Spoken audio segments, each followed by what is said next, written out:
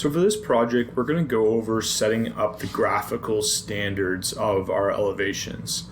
So the first thing I'm just going to do for the purpose of this video is I'm just going to grab all of our reference planes just because we have a lot of them here. I'm going to select all instances visible in view. I'm just going to go to HH just to hide them so we can see that. The second thing I'm going to do is I'm going to go up here to the top to our line weight button, and I'm going to turn on line weights as I find this just helps see things when we're in this view. And so ultimately in our project we'll have a grade line, and so I'm going to go in here and draw a grade line. What we typically do is we hide our topography. I think eventually we'll come up with some sort of way to use our topography within this for a grade line, but I think for now it's just a little bit simpler from a graphical perspective to draw a physical grade line in. And I think for here we'll come out to around here, and I'm going to change this to our grade type, and so we number all of our different line types based on their thickness. So we're going to go down to grade number 6. So now we have a thick grade line in, and I'm just going to draw another line here to show this going down. Grade. And I'm just going to arbitrarily draw that like that for now. But essentially, all the lines below this grade line we want to make dashed. And I think there's probably a few different ways to do this, and I think ultimately you could do it manually, but I think the best way, in my opinion, is if we go into the Modify tab, we can go to the Override or just the Line Work button here, and we're going to go here and we're going to change this to invisible lines.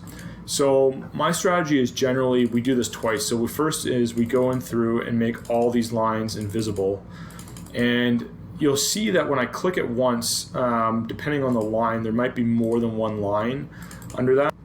And just continuing to make these lines invisible.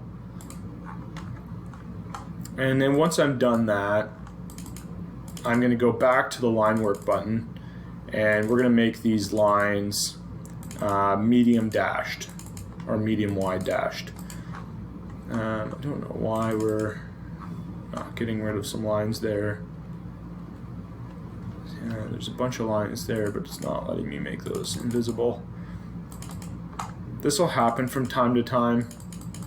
I think for now we'll just leave it. We might come back and fix that.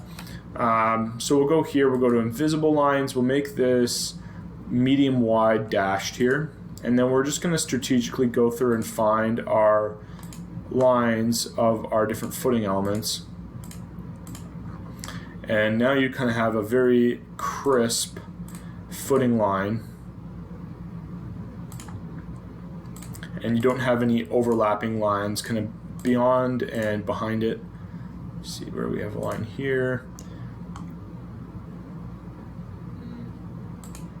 Yeah, it looks like I don't have the footing wrapping around there, so that's why that's even, so I'd have to fix that after.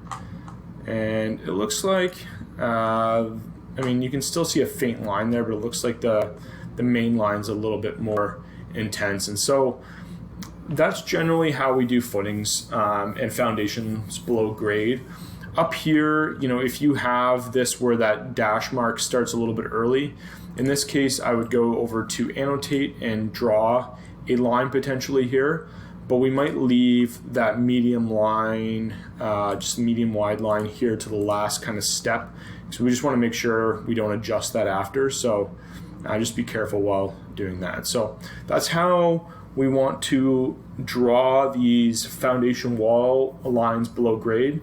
And maybe I'll just quickly model this, but if we had a pier over here, so I'm just going to copy, change this to be concrete, do 12 by 12 concrete, and paste to same place.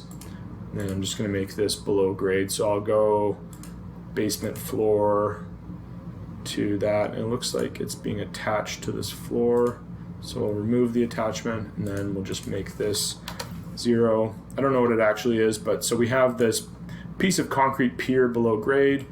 We always want to make the 8 inches above because we want our bottom of this to be our bottom of our footing. So when we go to place our system, or sorry, our structure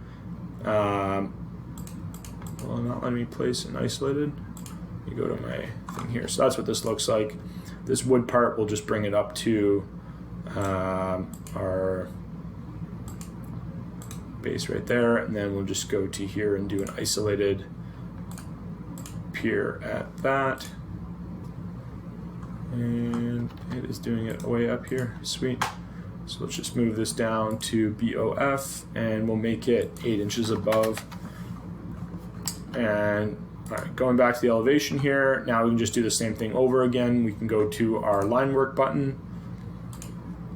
In this case, I'm not going to make them all invisible just because I only placed the one, but generally you'd want to do that, and then you can have those lines around there. So we have that pier basically, and if the grade was actually like this, we'd want to bring this pier above the grade. So I would go here and measure, and I would go up 4'1" to this side. I want it to be 6 inches above at least, so we'll go to 4'7". So we'll take this to 4'7". And again, that kind of does a lot of the work for us to show that properly below grade there. So that's how we want to adjust the graphics of our foundation walls below grade in elevations.